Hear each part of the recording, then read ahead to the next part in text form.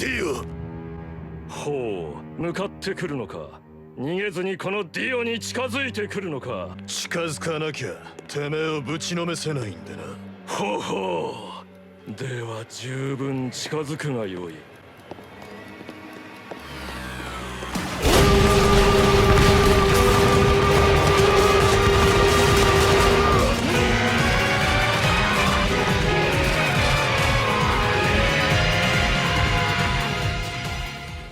This guy, he's pretty overpowered. Hello everyone, my name is Capitalist Factory Owner of the 19th century, and today we're gonna review one of my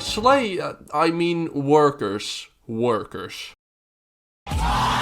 Now, I don't think this guy needs a lot of introduction, as he, alongside the Industrialist, are two of the most overpowered characters in the entire game. But still, Satan has forced me to always do a character introduction when I signed the contract to torture people with my character reviews, so let's just get into that. So the Fencer is an enemy that you will encounter during Chapter 7, where you will be tasked into going into a factory run by the one evil man from Shrek, and where you will have to save a princess and obtain a golden telescope, which you need to get a boat going, because for some reason you can't just get any old telescope. No. You need this one golden telescope, otherwise we're gonna get a Titanic sequel, okay? Yes, this makes perfect sense. But yeah, once you enter the factory, you will immediately encounter these Fencer factory guys that might be robots, but I'll get into that later. And these guys as enemies in general are alright. They're just your typical throwaway enemies that come in large numbers, and yeah, that's mostly it. And yeah, like I said, they're not that special, but don't worry, that is now. Just wait until we get to this guy as a playable character. Like I'm telling you, it's gonna be an entirely different story. But yeah, with nothing really remarkable to say about him as an enemy, let's just move on to his cosmetic appearance. So the Fencer looks like, I don't know,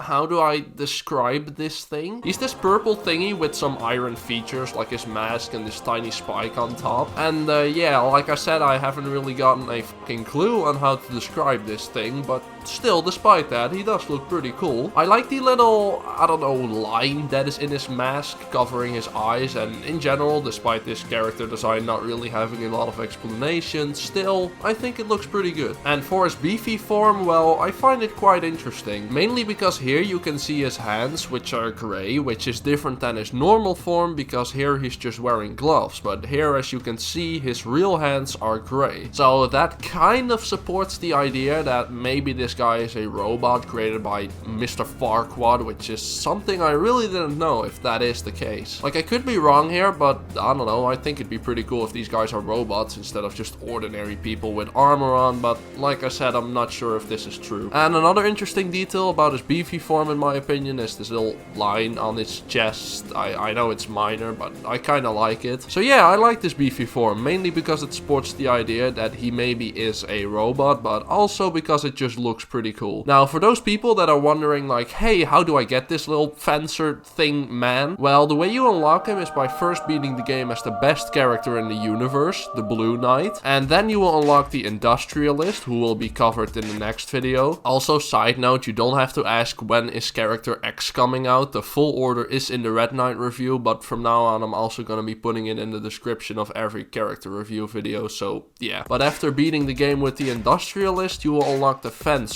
and there you go, he's yours. Also, can I just say that I don't think it's a coincidence that the two best characters in the game are unlocked by beating the game as the most handsome character in the game. Like, come on, bro, it's like this for a reason. You know that funny thing called fate? This funny thing that is very prevalent in JoJo's Wacky Road Trip Adventure? Yeah, that. Now, you might be sitting there thinking, huh, best characters in the game? What do you mean? Well, that is because the Fencer's magic is fucking insane. So for a splash attack, well, just stop the music right now. This fucking splash attack, at least by 20 country miles, is the best splash attack in the entire game. Like, where do I even start? It sends out blades that serve for great crowd control as they stick around for a while and have good reach. The blades also cover you from behind, making spamming this attack a lot safer, if not completely safe. And the most important quirk of this magic is when you enter a boss fight. You see, some bosses in Castle Crashers receive knockback like normal enemies, so for them this magic ain't all that special. But I think a majority of bosses don't have knockback, and I'll just let this clip speak for itself. Don't care.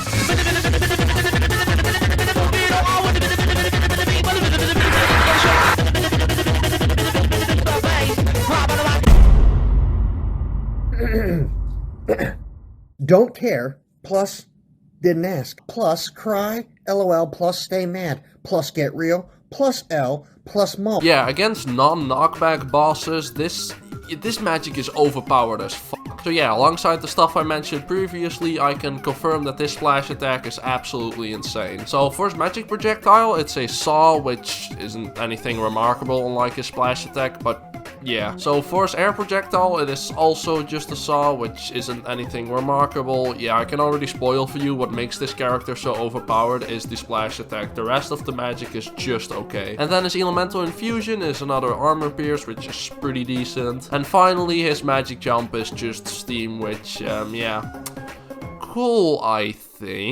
But then, as usual, we have our question: who do you unlock by beating the game as the fencer? Well, no one. Yeah, since this guy is once again, as I like to call it, the end of the food chain, you don't unlock anyone with him. So then, let's move on to his rating. Well, I don't think I have to say a lot here and elaborate on my decision, since everyone on the planet puts this guy and the Industrialist at an S tier. So I think pretty unsurprisingly, I'm gonna give this guy a full 10 out of 10. Yeah, the 10 is reserved for the absolute best characters in the game, and yeah, that's totally this guy. I mean, his splash attack, yes, it fully carries him, because like I said, the rest of his magic is just okay, but still, his splash attack is so insanely overpowered, it makes such a huge difference between other characters that really just puts him at the top. And do I recommend him for insane mode? Well, no, I don't. He just sucks, honestly. His magic is below par. Yeah.